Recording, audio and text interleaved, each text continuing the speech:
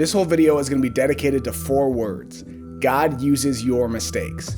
It's very important that you understand that sentence, that God uses your mistakes. I grew up in the church and I always heard that God can use you in spite of your mistakes. Like God loves you no matter what, like completely unquestioned.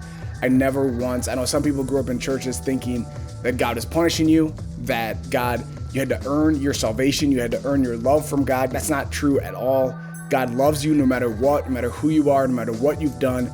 The worst person you can think of, God still loves them, and God still wants great things for them, and God still wants to use them to do great things. You know, Paul persecuted Christians before he got saved, and still God used him to write the majority of the New Testament. So really that was in me at a very young age. I always understood that God could use you in spite of your mistakes. But what I think I'm coming to understand now is that God doesn't just use you despite your mistakes, God actually uses your mistakes. As a kid growing up, I always learned the story of David. I love the story of David. I loved when he killed Goliath. I loved him becoming king. I thought he was great. I thought he was awesome. A big fan of his, right? But they always said, David was so great, a man after God's own heart, right, is what it says. But then David slept with Bathsheba. And that was always like David was so great, but when you rack up all the stuff that David did in his life, there's a lot of good, right? And then there was that one, but he did this. Most of you are probably familiar with the story, at least in the general sense, right? David was king. He should have been off at war, but he wasn't. He saw Bathsheba bathing on the roof, decided he liked her, called to her, slept with her. He tried to cover it up and then had her husband killed. Whole messy thing, not a good situation, not something that King David should have done, right? Bathsheba got pregnant when they slept together. That child died. So the first child they had together died.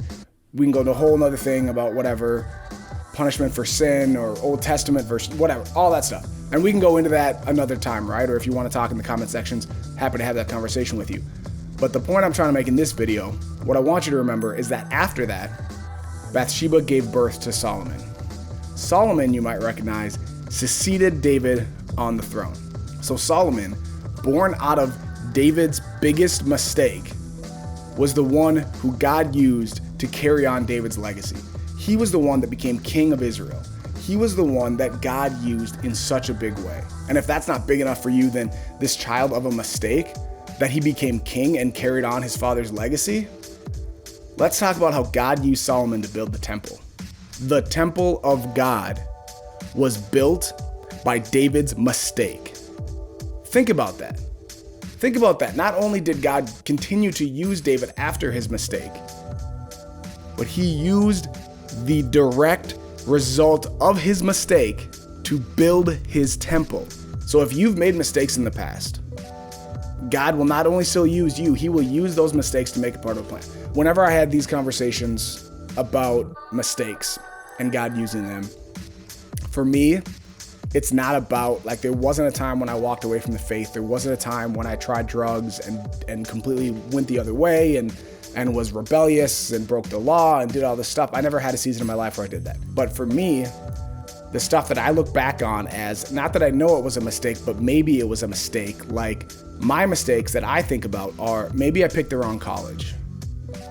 Maybe I shouldn't have gone to college at all. Maybe I shouldn't have gone to this career. Maybe I shouldn't have moved to South Dakota when I was 23. All of these things that I'm like, was this really what I should have done? So what I'm saying probably to a second group of people is, and maybe it's a lot of the same people, but even if you picked the wrong college, even if you picked the wrong career, even if you moved to the wrong state, even if you married the wrong person, God can still redeem that, and God can still use that. When Paul wrote Romans 8:28, that's what he's talking about. When God works all things together for good, it's everything, all the little things, the big things, your mistakes, your accomplishments. God is weaving it all together, and he's making it part of the plan. So there's no fear or worry about the decisions I make. Even if I make the wrong decision, I try to make the right decision every single time. But even if I make the wrong decision, God can still use that as part of his plan, right? You could say that it was a mistake for David to be with Bathsheba. But the result of that mistake was Solomon, who carried on his dad's legacy, became king of a nation, and built God's temple. God absolutely uses our mistakes.